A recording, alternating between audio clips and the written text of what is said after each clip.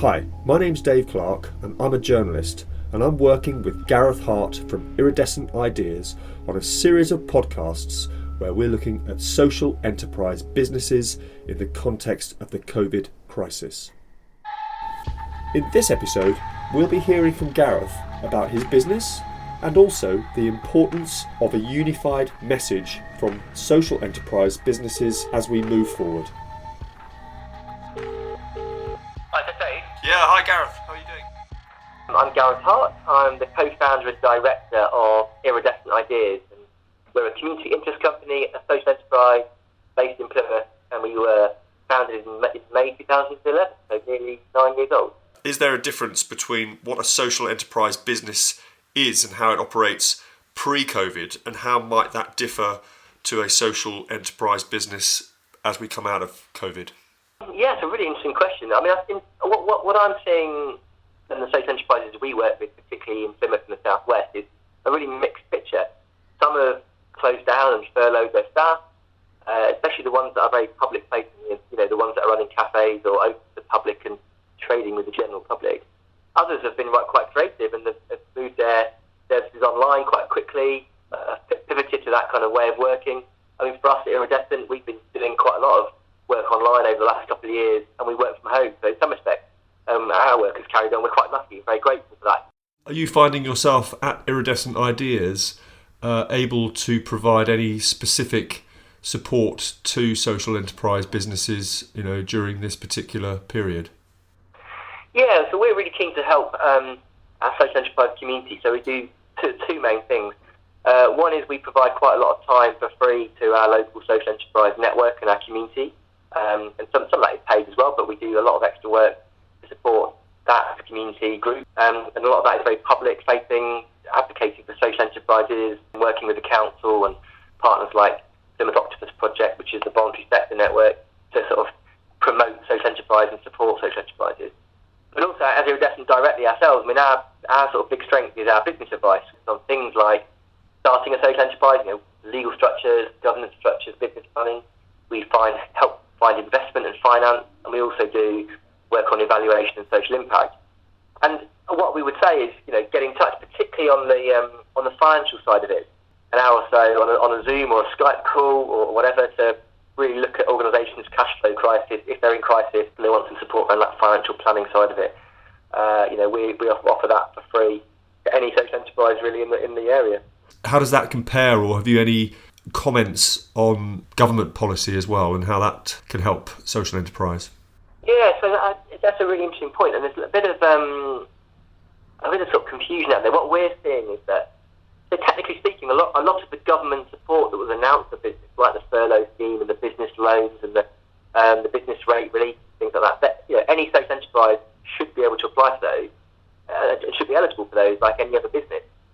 We're hearing that social enterprises aren't accessing some of it, that they can't access some of the loans. But when the government announced support for charity, and then we were thinking, well, does that include ethical businesses like social enterprise? Sure. It turns out that it kind of does, although the badge of charity is slightly sort of, not misleading, but slightly confusing, I suppose. It turns out that a lot of that support is being channeled through grant makers who can fund, for example, community interest companies, which is a more common model for social enterprises. So I think it's kind of reassuring to hear that from government. The furlough scheme and the business rate scheme, I think, are good. And no doubt there are cracks that many businesses fall down between. But what we're looking for is to hear from social enterprises to help us take that case back to government. So if you're struggling, let us know, and we can work on your behalf. In a way, this whole COVID period could act as a catalyst to kind of strengthen the unified voice and the coming together of social enterprise. Absolutely, yeah. I think we're stronger together. That's why we think this social enterprise network idea is so powerful. So it's been really strong in Plymouth for the last 10 years. Right. Starting to emerge across Devon, Exeter, Torbay and Somerset. Simply put, we're a movement of social ethical businesses, and if we come together with really clear, advocacy, really clear vision, really clear ideas for the economy, I think we can make a stronger case to local government and national government and regional organisations as well. So I would urge people to sort of join up their messaging around that, and we can make a powerful case. Where I think the coronavirus COVID crisis has really, shown a sharp focus is particularly around this idea around a healthy workforce. What I've seen in economic terms is that too often the economy is often split away from the health policy. There's a real interesting example in Plymouth of that. And actually this has proven that you can't have an economy without a healthy workforce. And social enterprises really sit at a sweet spot there where they are really keen to provide support to create healthy workforces. They work in health and social care a lot, and in that sort of soft and social sector. They also work in a lot of other areas as well. That's a really interesting point, because I've seen a lot of economic forecasters, they're talking about returning to normal. And quite often the big financial institutions have the measure of GDP, understandably, at its heart. And basically, when it boils down to is you've got health on one axis and you've got the economy on the other. Is that an old measure? Should the new normal have a sort of planetary health index that people are talking about? Yes, absolutely. And I think for me, as we rebuild our economy, I think the social enterprise economy and businesses have a really strong role to play there, and they should be front and centre of economic policy making. So for me, without social enterprises at the heart of that, the future economy that goes back to business as usual will compound inequalities.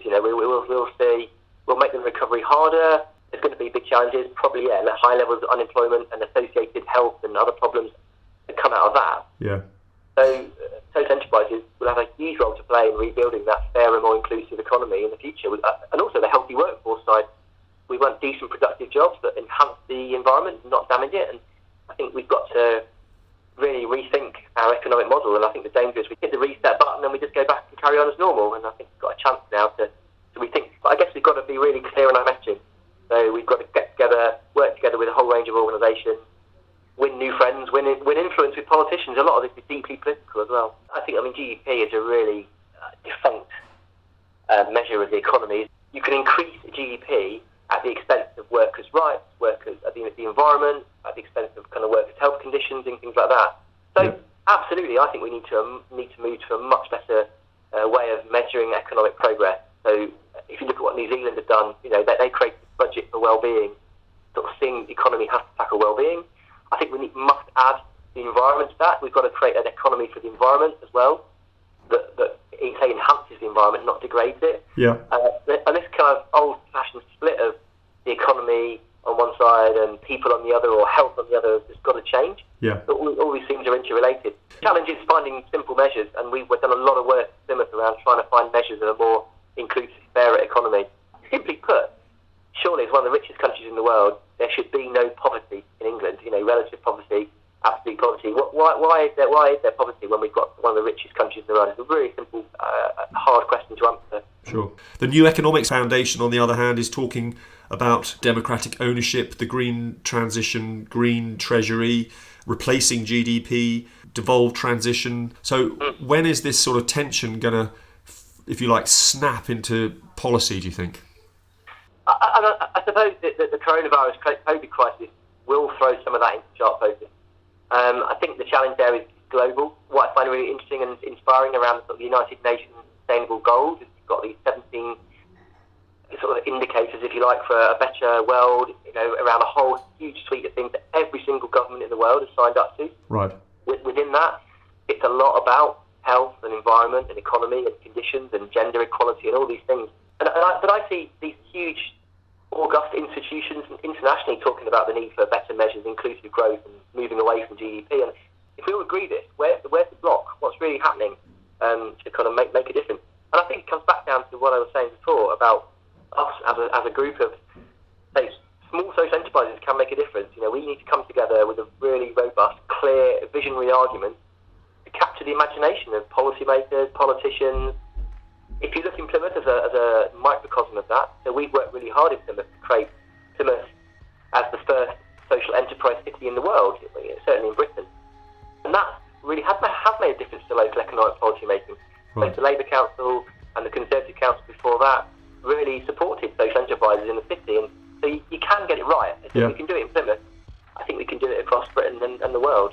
So there's not only light at the end of this tunnel. There's a very bright future if we can all come together and play our cards right, and maybe more of a sympathetic ear as well. You hope so, wouldn't you? I think that's the thing I'm optimistic of, that post this crisis, that government and policymakers might have a sympathetic ear.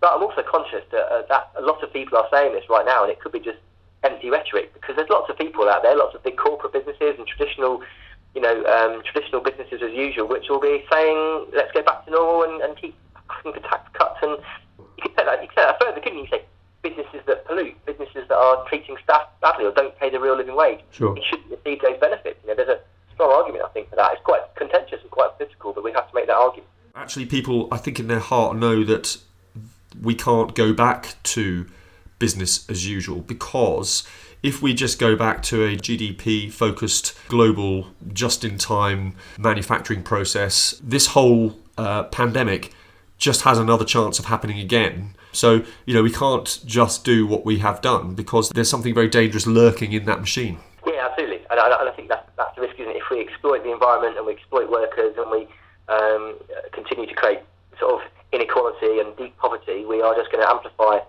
these sort of crises in future. I come back to this idea that I think what I find a struggle in the economic and social policy making with the current sort of mainstream political parties is there's almost this polarity. On one side of the fence thinks that the public sector is bad and we should disinvest in it, and the private is good, and the other side is completely opposite, public good, private bad. And I think, for me, there must be a better way, which is saying we want really good public services, well-funded, well-supported, efficient and accessible, but also we want a great private sector economy. We want really good businesses creating jobs, creating wealth, creating, but also those businesses are, caring. They care for their staff, they care for the environment, and they are really great businesses.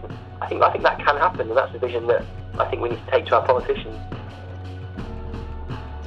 So, Gareth, in terms of other episodes in this podcast series, can you just tell us about a couple of the other guests that you've got in mind that people can be listening to in due course?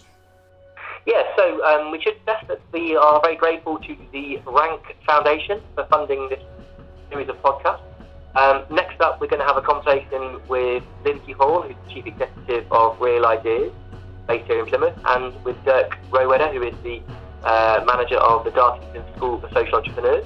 We're talking along similar lines, really, about how we can build a better economy post-coronavirus, COVID-19, and how we can really make that political case much stronger. So look forward to catching up with them and yourself, David, in due course. Thanks, Gareth. Our thanks go to the Rank organisation for making this podcast possible. If you'd like to find out more about social enterprise, please follow the links in the show notes or just search Iridescent Ideas. This is a How production. Please share and subscribe.